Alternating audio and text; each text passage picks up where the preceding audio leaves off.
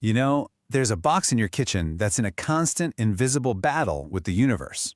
Seriously, it's the humble refrigerator, and its entire job is to defy one of nature's most basic rules, that things tend to warm up, not get colder.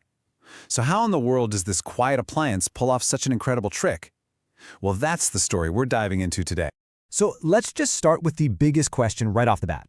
To make the inside of a box colder than the room it's sitting in, you have to do something that just seems, well, impossible, right? You somehow have to create cold. Well, it turns out the answer is one of the most brilliant and honestly counterintuitive principles in all of physics. And it completely flips that entire question on its head. You see, you don't create cold at all. You can't. Cold isn't a thing you can add to something. It's just the absence of heat. The entire magic trick of a refrigerator is that it's a machine built to do one thing: move heat energy from one place, that's inside the box, to another, the room outside. That's it. That is the secret. And if you can wrap your head around that one idea, you've got the key to everything we're about to explore. But you know, before we get into the nuts and bolts of the machine, let's take a second to appreciate the problem it solved. Because for pretty much all of human history, keeping food from spoiling was this constant, exhausting battle against time and biology. Now, people were incredibly resourceful, of course. We went to enormous trouble. Harvesting massive blocks of ice in the winter and just hoping they would last through the summer. We built cool, dark cellars. And in ancient Persia, they engineered these amazing structures called yakshals, these giant insulated domes that could literally store ice in the middle of the desert. But here's the catch. All of these methods, they really just relied on two principles: using insulation to trap cold that was already there, and sometimes the slow cooling effect of evaporation.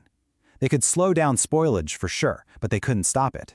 And they absolutely could not create and maintain a specific, controlled cold temperature. For that, we needed a real scientific breakthrough. So, let's shift gears from the historical problem to the science that finally cracked the code. This is where we get into the really cool stuff, how you can literally pump heat out of a sealed box.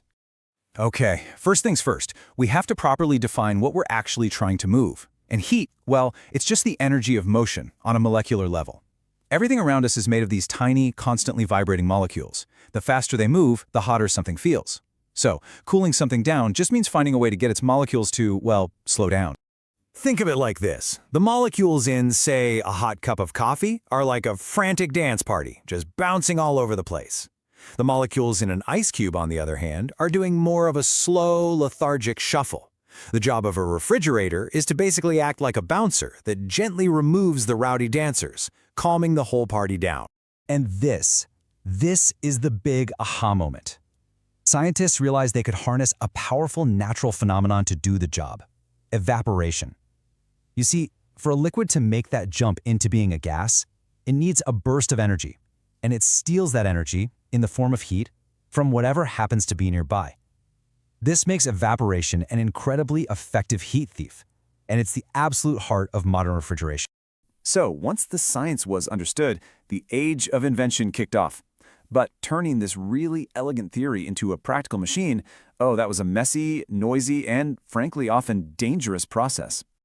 And the journey took a really long time. The first lab demonstration of artificial cooling happened way back in 1748, but it took over 100 years for the first clunky industrial machines to show up, and it wasn't until the 1920s that they even began to appear in regular people's homes. So, why the long delay? Well, a huge reason was the refrigerant. That's the special liquid that evaporates to absorb the heat. The early choices, things like ammonia and sulfur dioxide, were fantastic at cooling, but they were also toxic, flammable, and could be deadly if they leaked. Yeah, probably not something you'd want humming away in your kitchen. But even with the danger, these early machines were world-changing for industries like breweries that needed perfect temperature control, or for hospitals preserving medicines, or for shipping food across oceans. These machines were a complete revolution. For them, the risk was absolutely worth the incredible reward. All right, so let's jump from those early industrial beasts to the safe, quiet box that's probably in your kitchen right now. We're going to break down the elegant, continuous loop that makes the whole thing work. It's called the vapor compression cycle. Now, it might sound a little complex, but it's really just a repeating cycle with four main stages. You can see them here: compression, condensation, expansion, and finally the big one, evaporation. Let's walk through each one. So, it all starts with the compressor. This is the heart of the system. It's that humming sound you hear. It takes the refrigerant, which is now a gas, and it squeezes it hard. Just like how a bicycle pump gets hot when you use it, compressing this gas makes it really, really hot.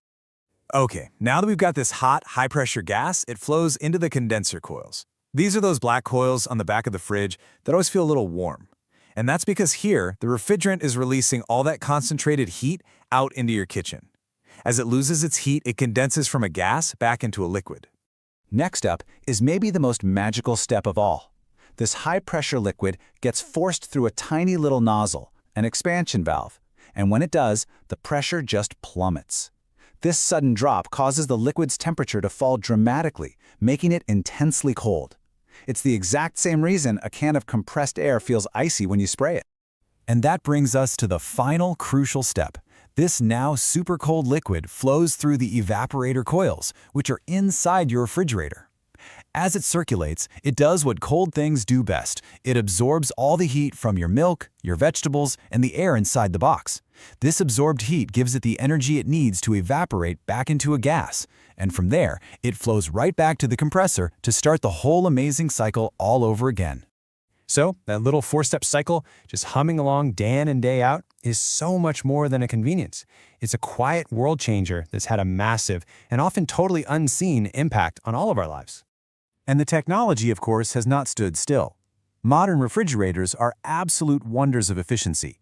They've got precise thermostats to keep food fresher for way longer, much better insulation so they don't have to work as hard, and smart compressors that save a ton of energy. And maybe most importantly, we've developed much safer refrigerants that don't harm the Earth's ozone layer, which was a huge problem with older models. So let's just circle all the way back to where we started. That box in your kitchen, it isn't a cold creator. It is a relentless, efficient heat mover. It grabs energy from inside and it just dumps it outside. And by performing that one simple, elegant trick, it completely reshaped modern life. Everything from our diets to how we build our cities. It really makes you wonder, doesn't it? If there's this much incredible physics hidden away inside a simple refrigerator, what other everyday magic is just sitting there, waiting for science to reveal it next?